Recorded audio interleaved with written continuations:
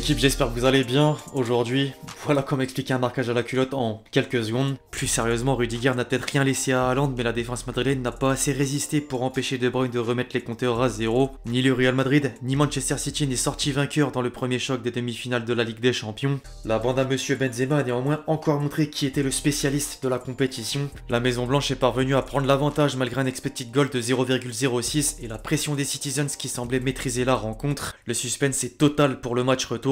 En attendant, les amis, c'est le moment de revenir en détail sur la première manche avant la prochaine affiche du dernier carré entre l'AC Milan et l'Inter. C'est un derby historique entre les deux clubs d'une même ville et il y a une opportunité claire de tenter un prono sur BetClick au vu du large panel de cotes intéressantes. Si certains n'ont pas encore de compte et veulent faire le pas, justement, c'est l'occasion d'entrer le code LEXCITY pour bénéficier jusqu'à 100 € de free bet si le premier pari est perdant. Je rappelle une fois de plus que les jeux d'argent sont interdits aux mineurs, que jouer comporte des risques et qu'il faut jouer en fonction de vos moyens. Au passage, si vous appréciez les vidéos sur la chaîne et que vous voulez me remercier, les amis, il n'y a qu'une méthode, c'est de lâcher votre meilleur j'aime sous la vidéo justement. Pourquoi pas essayer d'atteindre l'objectif des 3000 likes? C'est cool pour le challenge et c'est important par rapport au référencement en plus. Merci à tous ceux qui le feront comme d'habitude.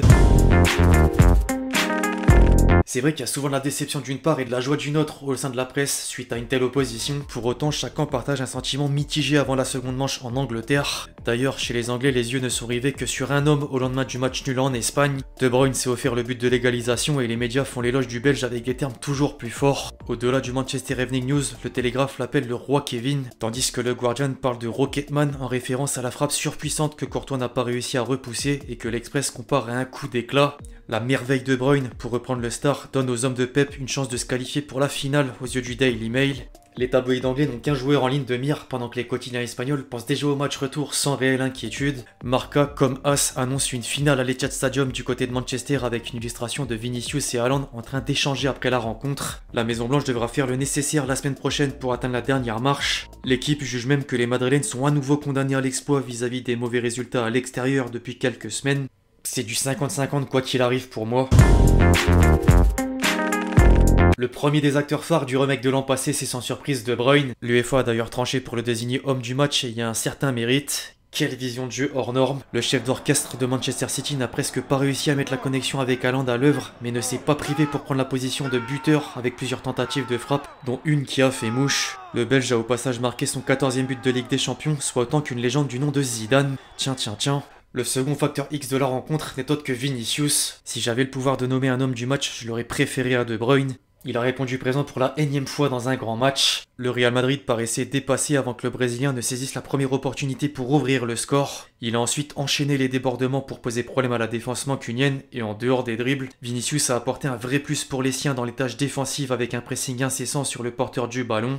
Enfin, une mention spéciale à Camavinga. Entre talent, adaptation et précocité, le français impressionne. J'ai presque envie de m'excuser envers Deschamps après l'avoir critiqué sur le choix de le considérer comme latéral gauche lors du dernier rassemblement. L'international tricolore endosse le costume à merveille malgré une préférence pour un rôle au milieu de terrain. Il a gagné beaucoup de duels, s'est démarqué avec des relances propres et n'a pas peur de la prise de risque à l'image de la percée qui mène au but de Vinicius. D'ailleurs, l'ancien Rennais en a profité pour devenir le plus jeune passeur décisif d'un dernier carré de la compétition étoilée à 20 ans et 180 jours.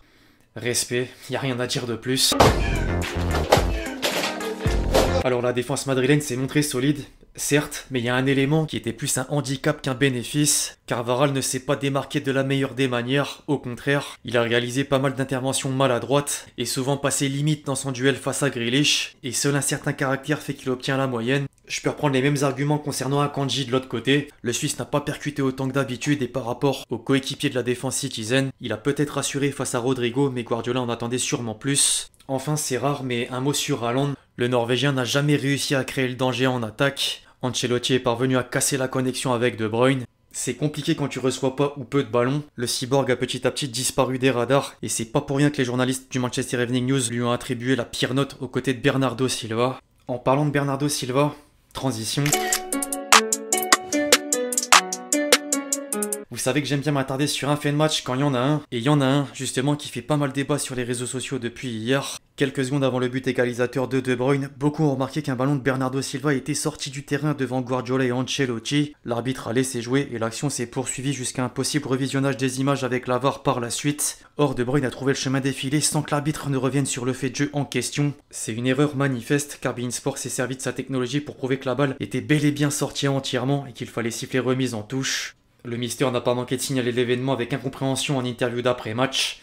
Je cite, « C'est une situation que le VAR doit contrôler. Elle me paraissait dehors cette balle, oui. Je pense que l'arbitre n'a pas été très attentif. C'est une situation que le VAR doit contrôler. Je sais pas si c'est une action décisive. En plus, avant l'attaque, il y avait corner. Le match a été équilibré, on a lutté et on a de l'espoir pour le retour. C'est peut-être une action dont on reparlera plus tard lors du match retour si le Real Madrid venait à perdre. Et là, on pourra utiliser le terme d'erreur préjudiciable. » Au rayon des analyses du match, à présent, Modric lance les hostilités. Je cite, « On a fait un bon match, on a eu plus d'occasions, mais le but encaissé, c'est vraiment dommage. On savait qu'ils allaient avoir la possession et on est resté patient pour attendre nos opportunités. Avec le ballon, ils n'ont pas réussi à créer tant de choses et nous, on a su souffrir, tenir bon. Après notre but, on a augmenté la pression et on s'est amélioré avec le ballon, mais tout reste ouvert. » C'est du 50-50 et c'est ce que Camavinga retenait également. Je pense que c'est pas forcément un mauvais résultat, on a tout donné aujourd'hui. C'est un très bon début face à ce Manchester City et on aura à cœur de gagner chez eux. Ça fait partie des matchs, on peut pas toujours dominer, les erreurs se payent cash. Un partout, c'est pas un si mauvais résultat que ça.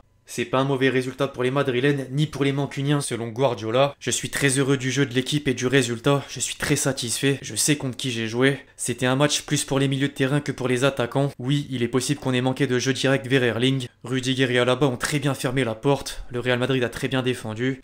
C'est pas tout. Alaba et Rudiger ont fait un grand match. Kroos nous a obligés à défendre plus que ce que nous aurions voulu. Nous étions bien en première période, mais nous n'avons pas réussi à marquer. Au retour, j'ai une idée de comment le match peut se dérouler. Il est impossible néanmoins de ne pas être submergé par Vinicius. Alors j'ai vu que beaucoup se sont interrogés pourquoi est-ce qu'il n'a pas fait de changement. La réponse de Pep, je pensais que ceux qui étaient là étaient bons. Ceux qui étaient là ont un certain niveau, ce sont des joueurs qui gardent le ballon. Madrid a des joueurs qui font des transitions de course. Si le jeu devient fou, nous n'avons pas ce niveau aussi bon qu'eux. Enfin, je voulais faire un petit détour chez les consultants et en particulier Titi Henry qui a encore dit des choses véridiques. J'ai vu beaucoup de joueurs évoluer contre les meilleurs et je pense que le cerveau de Kevin est le meilleur que j'ai vu. On parle de la manière dont il voit le jeu. Son cerveau, à certains moments, je sais pas à quoi il pense. C'est presque comme s'il n'était pas avec nous. Je pense que c'est le joueur le plus intelligent que j'ai vu dans ma vie. Après De Bruyne, le compliment pour Vinicius. Je donnerai le titre d'homme du match à Vinicius. De Bruyne l'a obtenu. C'est évidemment la différence avec les anciens joueurs et je ne sais pas qui a voté. Vinicius a joué à son poste, nous savons ce qu'il peut faire et il l'a fait. Enfin, j'ai beaucoup aimé la dernière phrase. Vinicius à gauche, Mbappé et Haaland en attaque. Quelqu'un, s'il vous plaît, peut-il les réunir dans une équipe ? Imagine. Plus sérieusement, en parlant d'Haaland, les amis, son père était présent dans une loge au Santiago Bernabéu et s'est fait exclure par les services de sécurité après avoir jeté de la nourriture sur des supporters madrilènes qui l'auraient insulté. What the fuck, en même temps il a que ça à faire. Le principal concerné a justement répondu aujourd'hui sur Twitter. Le Real Madrid n'était pas content que nous célébrions le but de Kevin De Bruyne. À part ça, nous avons dû bouger parce que les fans du Real Madrid n'étaient pas contents du 1 partout. C'est heureusement rien à côté de l'ambiance des supporters de la Maison Blanche, que ce soit avant la rencontre aux abords du stade et à l'intérieur dans les tribunes à l'image du tifo avec la mention « Le roi et sa coupe ».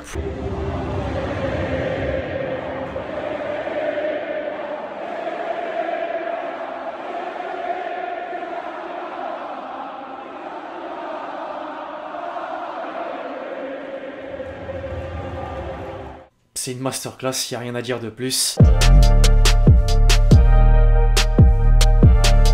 Avant de clôturer la vidéo les amis, j'oublie pas de faire le petit tour traditionnel sur le réseau à l'oiseau bleu. Les copains avant les meufs, De Bruyne dans les bras de Courtois. Je compte sur ceux qui ont la rêve pour vous manifester avec un j'aime sous la vidéo. De Bruyne qui attend Thibaut Courtois dans le parking du Bernabéu à la fin du match. Ce cliché de Mourinho est vraiment immortel. Un petit out of context des consignes de Guardiola à ses joueurs face aux consignes d'Ancelotti à ses joueurs. Un charabia d'un côté, ballon à Vini d'une autre. Mahrez, Foden et Alvarez sur le banc mais tu fais zéro changement. Guardiola qui vit pour les caméras une fois de plus. Haaland quand il n'y a pas de tapine à mettre dans les cages adverses. Le fameux sosie douteux. La vue d'Erling Haaland à chaque fois qu'il se tournait vers le but. Rudiger ne l'a pas lâché. Dani Carvajal vient de sortir un 3,57 de son short et tirer à bout portant sur Jack Grealish. Il échappe cependant toujours au carton jaune. Le match de Camavinga. La map de ses déplacements à peine abusée. Enfin un dernier pour la route qui prend tout son sens. Le Real Madrid en Liga. Écusson normal, le Real Madrid en Ligue des Champions, écusson avec les fameuses mèches blondes de Ronaldo, synonyme de masterclass en C1. Enfin bref, les amis, c'est tout ce que j'avais à dire sur le premier choc au sommet entre le Real Madrid et Manchester City. J'espère que la vidéo vous a plu, je compte sur vous si c'est le cas pour lâcher votre meilleur j'aime sous la vidéo,